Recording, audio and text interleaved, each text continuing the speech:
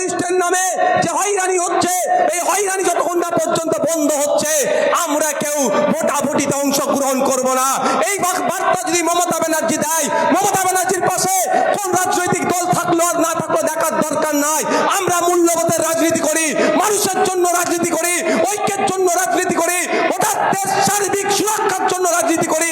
আমরা Indian secular front, Mamata Banerjee এই ডাকে তার পাশে থাকবে, নওশাদ সিদ্দিকীও তার পাশে থাকবে। কি বললাম বুঝতে পেরেছেন? মমতা ব্যানার্জি একটা ডাক দেবে, কি ডাকটা? যতক্ষণ না পর্যন্ত 60 লাখ এই ভোটারদের সমাধান হচ্ছে আমরা কেউ ভোটাভুটিতে অংশগ্রহণ করব না। মমতা ব্যানার্জি ডাক দেবে, ও ডাকে হয়তো অনেকে ছাড়া নাও দিতে পারে, কিন্তু আমরা কি বলছি? আমি আপনার ভোটার, আপনি অ্যাডজুডিকেশনের আন্ডারে আছেন, আপনি আমাকে ভোট দেবেন না দেবেন আমার দেখার দরকার নেই। আপনার জন্য মমতা ব্যানার্জির পাশে নওশাদ সিদ্দিকী আইএসএফ দাঁড়াবে। তাহলে দুধকে দুধ পানিকে পানি হয়ে যাবে। অ্যাকচুয়াল কে চাইছে কি চাইছে না, তাহলে দেখা যাক মমতা ব্যানার্জির দলের স্ট্যান্ড কি হয়। আমার তো বিশ্বাস হচ্ছে না যে উনি ভোট বয়কট করবেন। যদি মমতা ব্যানার্জি ভোট বয়কটের ডাক দেয়, স্বাভাবিকভাবে কংগ্রেস সিপিএম তো দিতেই বাধ্য। তাহলে বিজেপি ছাড়া সবাই ভোট বয়কটের হবে। তখন সুপ্রিম কোর্ট কি করবে? মামলা চলছে, তাহলে সুপ্রিম কোর্টে তো নড়ে চড়ে একটু বসবে কি বসবে না ভাই। কিন্তু মমতা ব্যানার্জির মুখে আর ওই কোনো কথা আছে দেখেছেন? কোনো কথা আছে?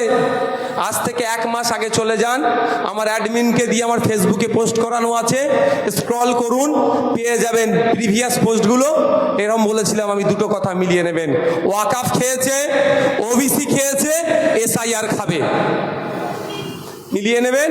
আর 2021-এ নির্বাচনী বৈতরণী পার করেছিল এনআরসি সিএ দিয়ে, 2026-এ নির্বাচনী বৈতরণী পার করবে এসআইআর দিয়ে।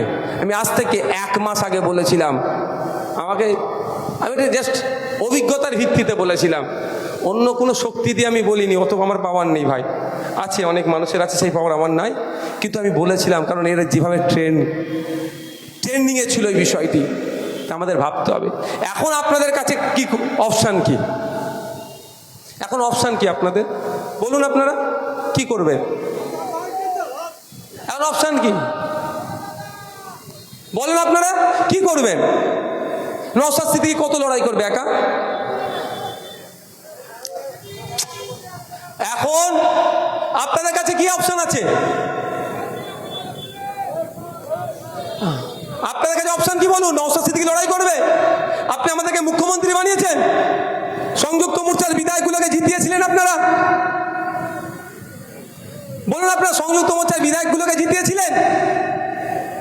একটা জিতিয়েছেন, সারা রাজ্যের মানুষ এখন ক্ষমতা তুলে দিয়েছিলেন মমতা ব্যানার্জির হাতে, হাত পা বেঁধে এখন জবাই করার লাইনে চলে গেছে। তাই আমি আপনাদের বলবো, আপনি যে সমস্যার সম্মুখীন হচ্ছেন আজকে, কালকে যে আপনার বাড়ির ছেলেটা মেয়েটা যদি না সমস্যার সম্মুখীন করাতে চান, তাহলে আপনাদের কাজ হবে এইটাকে পার করা, ঠান্ডা মাথায় স্টেপ বাই স্টেপ পার হতে হবে, আইনি লড়াই করতে হবে। এখন হাত পা বেঁধে দিয়েছে। আর কলকাতায় খুব শিগগিরই, শুধু আইএসএফ নয়, আমি আগেও বলেছি আজকেও বলছি, পার্টির ঝান্ডাটা